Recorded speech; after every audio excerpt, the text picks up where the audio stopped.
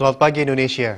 Anda menyaksikan seputar Bali terkini pukul 9 WITA bersama saya Agus Jagatraya.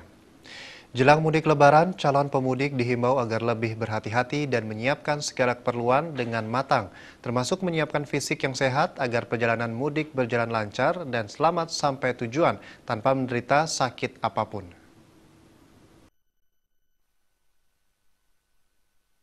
Hal itu disampaikan Sugeng Priwanto selaku instruktur 119 saat ditemui dalam kegiatan simulasi tanggap darurat di Denpasar.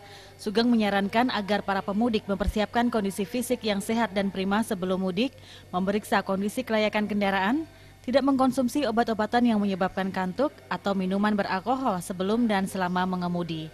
Pemudik juga seharusnya beristirahat setiap 4 jam dalam perjalanan. Untuk masyarakat yang mau melaksanakan mudik lebaran tentu harus berhati-hati dalam melakukan perjalanan.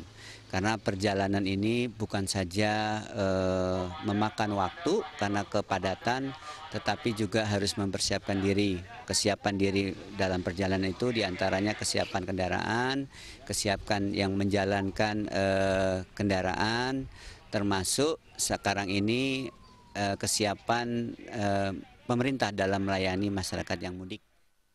Ia menambahkan selama perjalanan pemudik tidak hanya menghadapi resiko kecelakaan, tetapi juga resiko mengalami keracunan makanan, infeksi berbagai penyakit menular, hingga penyakit kambuhan yang tidak menular.